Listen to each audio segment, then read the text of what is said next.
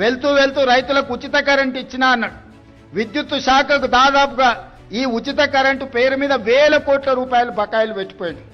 ఈ విద్యుత్ శాఖ కోసం సింగరేణిలో బొగ్గు కొన్నాడు. సింగరేణులకు వేల కోట్ల రూపాయలు బాకీ పెట్టాడు. ప్రాజెక్టులు కట్టినా అన్నాడు. కాంట్రాక్టర్ల బిల్లులు 50,000 కోట్ల రూపాయలు బకాయి పెట్టిపోయాడు. ఇట్లా ఏడ కనిపిస్తే అక్కడ, ఎక్కడ దొరుకుతే అక్కడ, ఎంత మిత్తికొస్తే అంత మిత్తికి ప్రభుత్వం ఇరిగేషన్ ప్రాజెక్టులు కడితే 4-5% మిత్తికి లోన్లు దొరుకుతాయి. 11% అప్పులు తీసుకొచ్చిండ. సొంతం కోసం చేస్తుండేనా? అట్లనే ఔటర్ రింగ్ రోడ్ అమ్మేసారు.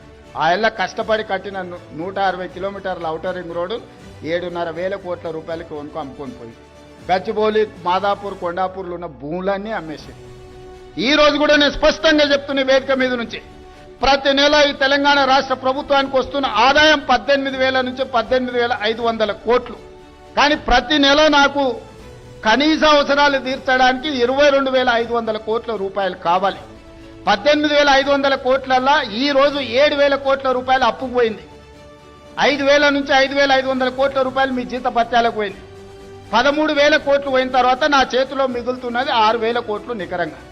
ఈ 6,000 కోట్ల పెన్షన్ ఇవ్వాలనా, వృద్ధాప్య పెన్షన్ ఇవ్వాలనా, రైతు రుణమాఫీ చేయాలనా, రైతు భరోసా ఇవ్వాలనా, షాదీ ముబారక్ ఇవ్వాలనా, కళ్యాణ లక్ష్మి ఇవ్వాలనా, ఫీజు రియంబర్స్మెంట్ కట్టాలనా, ఏమేం పథకాలు చేయాలి? స్వీయ నియంత్రణనే దీనికి పరిష్కారము. ఉన్నంతలో గౌరవంగా సంసారాన్ని నడిపితే బజార్లో ఎవడైనా నమ్ముతాడు.